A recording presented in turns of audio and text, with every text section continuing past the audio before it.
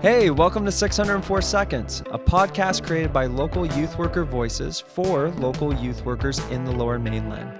Join us for 10 minutes and 4 seconds as we engage in conversation about the continued pursuit of unity in the church, intentional relationship, and student empowerment for real-world discipleship. For more information on upcoming events and even connecting with youth pastors on the third Thursday of the month in one of the city hubs, be sure to visit 604.network. Hi, everybody. Welcome to 604 Seconds. Here on this podcast, we take a moment to have a roughly 10-minute chat, 604 seconds, with one of the youth pastors here in Vancouver. And what we hope to do is uncover what God's doing here in our city specifically. And so today we have Kevin. And so, Kevin, maybe you can introduce yourself real quick, say what church you're from, how long you've been in youth ministry, that sort of stuff. Yeah, my name's Kevin. I'm from the Tri-Cities. I serve at a church called Hillside Community Church in Coquitlam. And Awesome. I've been there since June of 2019. Great. Well, we have this super cool new countdown, so I'm just going to hit start on that. And then this is how we know that you won't overtalk, Kevin. This is our big insurance important policy. for me. Yeah, it's really important for you. So try to keep your answers concise because that goes quick, trust me. So one of the things that I find particularly fascinating about you is that you've been in youth ministry for 2.5 years about or so? that, Okay, yeah. cool. And you decided at the very beginning of your tenure in youth ministry to join other pastors in the Tri-Cities at this thing we call a hub and to get plugged in relationally. Now you find yourself leading the thing, which we'll get to in a second. But I'm super curious as to why you decided to invest yourself relationally with other youth pastors in your city. Why was that one of the first things you did? Seems counterintuitive to me. Feels like there's a whole bunch of ducks you need to get in a row before you could possibly begin to start to network with other people for some reason. Really curious why you did that so soon. Yeah, I don't think it was probably so much as a brilliant strategy as a place of weakness. Of good. knowing that I'm coming into youth ministry, and my background actually wasn't in doing youth ministry. And so I thought as I was getting plugged into the community and knowing the richness of church relationships in the Tri-Cities, I'm like, man, I can learn from these other pastors who have been at it for a long time. There's a lot of longevity that's been existing in youth pastors in the Tri-Cities, which is actually not the norm across most of North America. Yeah. And it's been really special. And kind of seeing what's been going on in youth ministries around, I thought, man, like I could learn a lot from these guys. So I really appreciate that posture of humility from the very beginning. What would you say, if I can, I'll call it humility. I don't know if you'd call it that, but that's what it sounds like to me. What are some of the things that were able to learn? Like, what did that posture of humility allow for, and how did it help you as a youth pastor? Have you seen it bless your students at all? yeah, I think being able to, first of all, like just tap into the unity that's existed in the Tri-Cities, the hub, and that the unity of the pastors has existed there for quite a long time. Okay. And so it's neat to tap into that and go, okay, there's actually an openness, not just an openness, but a pursuit of this collaborative approach Yeah. to youth ministry. And I think that's been really helpful, particularly for our students who are part of the community of the Tri-Cities. And their parents, and our youth groups have really benefited by, in the past and now, being able to collaborate together and do retreats together and have events. Just before the pandemic, as the Tri-Cities, we actually pooled all our resources and threw one giant Christmas party for all of the youth groups in the area, which was really cool, and able to do things together that we wouldn't be able to do on our own. Yeah. How would you say that I'm always, sorry, I like to play the cynic in these conversations just because, it's fun for everybody. Love the idea of coming together for events. It's always nice when there's more people at things. Unified Christmas party. There's something encouraging about numbers, and unity for unity's sake isn't nothing. Like I find it personally encouraging to all be in the same room. But how have you, how does that shape the discipleship of your student? Like, how does I'm assuming that there's like a sort of a bit more of a macro context that would exist now in the Tri-Cities for one of your students going, oh, I'm part of a thing that's bigger than Hillside Youth. How does that shape their walk with Jesus? How does that aid you as a youth pastor of going, I want you to have this context and to feel part of something bigger? How does that help you make a disciple?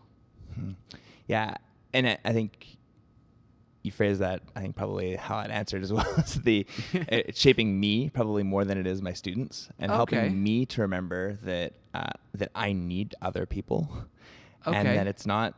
It's really important for me as a youth pastor to be in relationship and in discussion with other youth pastors in our area to both get a pulse on what's going on in our city, what is going on in the lives of students, and how I actually need to be shaped as a pastor. So I've learned so much from being part of a hub and seeing how other pastors pastor. I think that helps my students, because now I'm not just going from my own experience, which is limited, but I'm actually probably got like 100 years of youth ministry experience that I've been learning from and being able to absorb from the other excellent pastors in our city. Wow. Well, you're in good company for saying that humility really is the point. I think Jesus exemplified that pretty well. And it's easy. I think it's easier to follow people who exhibit humility. And I'm not sure that people would ever peg it going like, wow, I trust Kevin. But like you come across to me as someone who's extremely trustworthy and someone that would be easy to follow. And I think that comes from your level of submission to this corporate thing. Like, in a sense, you submitted yourself to a larger body, and of course, you have to take things with discretion. And but I could imagine that bearing a lot of fruit in the way that you're seen by your students, and that's a hard thing to quantify sometimes. You know, as a leader, being like, one of the most important things I could be for my students is following something bigger than me. It's not self-evident to me. In our culture, usually I just think I have to like be awesome and excellent and seem like I have it all together. It's actually the inverse, is more intuitive. And so here's it gets interesting for me, because you came into that hub with a posture of humility. You've learned something. You've seen it bless your students, and you've seen them be looped into things that are larger than them, as you've let yourself be things that are looped into larger than you. Now you find yourself leading the hub in the Tri-Cities. Tell me about that journey and why maybe how that happened, and why that's something that you chose to do, why you chose to take responsibility now, like not just even receive from this entity, but now take responsibility for it in some way. Like, how did that happen? And why? Yeah. In 3 minutes and 40 seconds. Okay. Something probably that, again, stumbled into more than chose. And it's been like that's been God's story in my life a lot. Yeah. And as part of that, we basically Jordan, who was leading our group excellently for quite a long time, God called him to a different area. And so we were just sitting there like, we need somebody to lead this. I have some administrative capacity, so I was like, well, I can schedule things, and right. That probably morphed just into taking a little bit of responsibility for it. We're a pretty collaborative group, and so I don't feel a huge weight of that. But mostly, I just think it's so important that we're doing this. Like, the primary goals of our group is we just say it's friendship and prayer together for our city, and those are the things that really bind us together. And for each of us, that's why we keep coming back, is because we need one another. And I guess taking responsibility for some of that was just in hopes of making sure that this doesn't stop happening. Okay, great.